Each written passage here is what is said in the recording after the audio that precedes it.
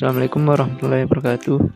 Puji syukur kita panjatkan kepada hadirat Allah Subhanahu wa Ta'ala yang telah memberikan kesempatan kepada saya sehingga saya dapat membuat video pembahasan ini. Baik, pertama-tama perkenalkan, nama saya Risman, mahasiswa Ilmu Administrasi Bisnis Fakultas Ilmu Sosial Universitas Negeri Makassar. Baik, di video kali ini saya akan membahas jenis sistem informasi. Oke, materi pertama yaitu sistem informasi penjualan dan pemasaran.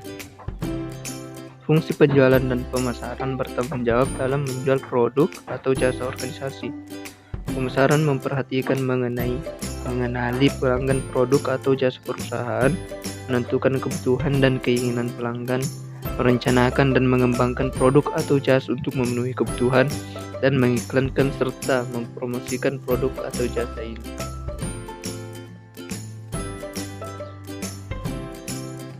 Gambar tersebut mengilustrasikan sistem informasi penjualan yang digunakan retail seperti The Gap atau Target.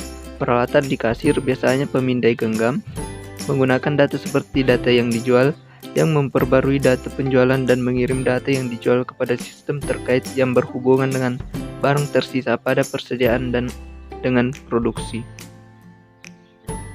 Bisnis ini menggunakan informasi tersebut untuk melacak barang apa yang telah dijual, untuk menentukan pendapatan penjualan, dan untuk mengenali barang paling laku terjual dan pergerakan penjualan lainnya.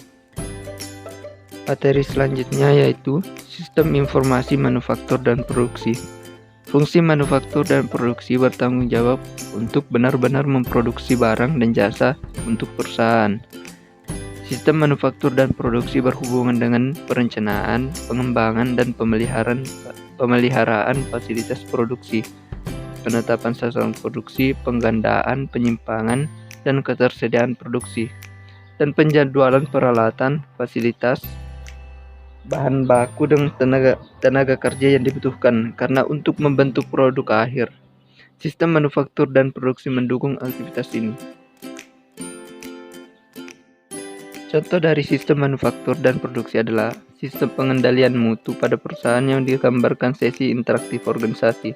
Sistem ini membantu mengenali sumber kerusakan pada mobil-mobil keluaran perusahaan menggunakan informasi dari sistem untuk meningkatkan proses produksinya, menghilang atau mengurangi kerusakan, meningkatkan kualitas kendaraan, biaya perbaikan garansi kiat, sekaligus meningkatkan kepuasan pelanggan.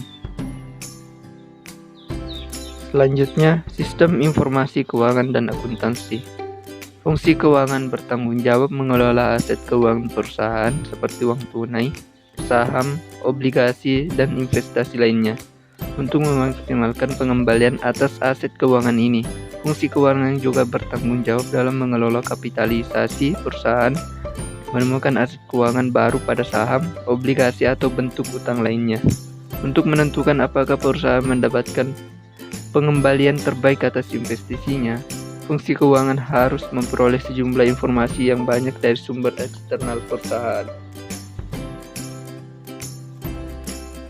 Sedangkan fungsi akuntansi bertanggung jawab menjaga dan mengelola kecatatan keuangan perusahaan, penerimaan, pembayaran, depresiasi, penggajian untuk menghitung arus dana dalam perusahaan.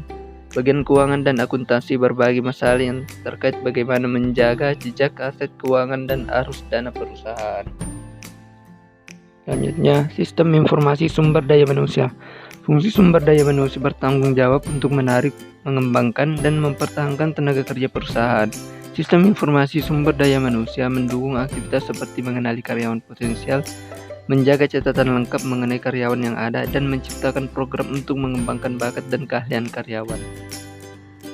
Sistem sumber daya manusia membantu manajemen senior mengenali kebutuhan sumber daya manusia, keahlian, tingkat pendidikan, jenis posisi, jumlah posisi, dan biaya untuk memenuhi rencana bisnis jangka panjang perusahaan. Manajemen tingkat menengah menggunakan sistem sumber daya manusia untuk memonitor dan menganalisis perekrutan, penempatan, dan kompensasi karyawan. Manajemen operasional menggunakan sistem sumber daya manusia untuk melacak perekrutan dan penempatan karyawan perusahaan. Selanjutnya, sistem dari sudut pandang konstituen. Walaupun sudut pandang fungsional sangat berguna untuk mengerti bagaimana sistem bisnis melayani fungsi khusus, sudut pandang ini tidak memberitahu kita bagaimana sistem membantu manajer mengelola perusahaan.